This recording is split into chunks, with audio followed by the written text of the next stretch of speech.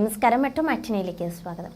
മലയാളികളുടെ ഇഷ്ടതാരമാണ് മഞ്ജു വാര്യർ. സ്കൂൾ കലോത്സവങ്ങളിലൂടെ ശ്രദ്ധ നേടിയ നർത്തകിയായ മഞ്ജുവിനെ തേടി ചെറുപ്പത്തിൽ തന്നെ അവസരങ്ങൾ വന്നിരുന്നു. അങ്ങനെ 17-ാം വയസ്സിൽ അഭിനയിച്ച ചിത്രമാണ് സല്ലാപം. ദിലീപ്, മനോജ് കെ ജയൻ എന്നിവരായിരുന്നു മറ്റു പ്രധാന വേഷങ്ങളിലെത്തിയത്.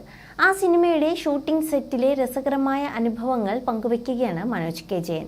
ഷൂട്ടിംഗ് വേളയിൽ മഞ്ജുവും അമ്മ ഗിരിജയും ചെറുതുരുത്തി ഗസ്റ്റ് ഹൗസിലായിരുന്നു താമസിച്ചിരുന്നത്.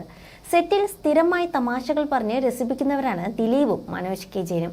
അങ്ങനെ ഇരിക്കെ ഇരുവരും ചേർന്ന് മഞ്ജുവിന് ഒരു പണി കൊടുക്കാം എന്ന് തീരുമാനിച്ചു. ചെറുതുരുത്തി ഗസ്റ്റ് ഹൗസിൽ പ്രേതബാധ ഉണ്ടെന്ന് പൊതുവെ ഒരു സംസാരമുണ്ടായിരുന്നു.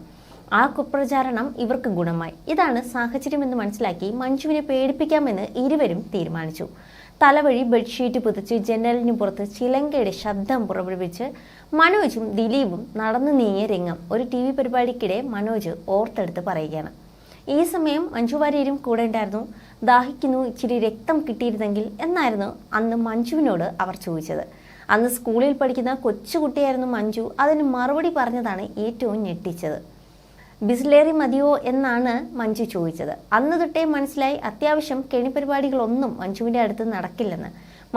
വർഷങ്ങൾക്ക് മുന്നേ നടന്ന ആ സംഭവം ഇന്നും എത്ര രസകരമായാണ് Manoj K Jayan ഓർത്തെടുക്കുന്നത്.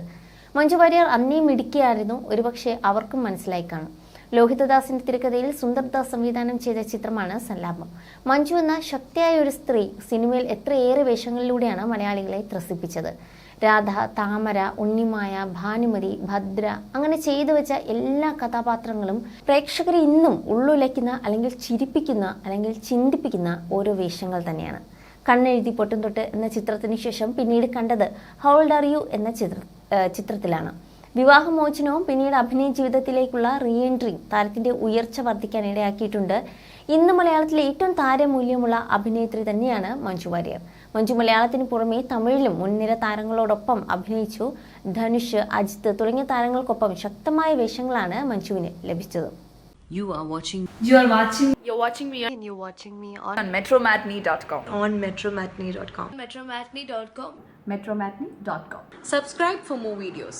Subscribe for more videos. Subscribe here for more videos. Subscribe now. Thank you.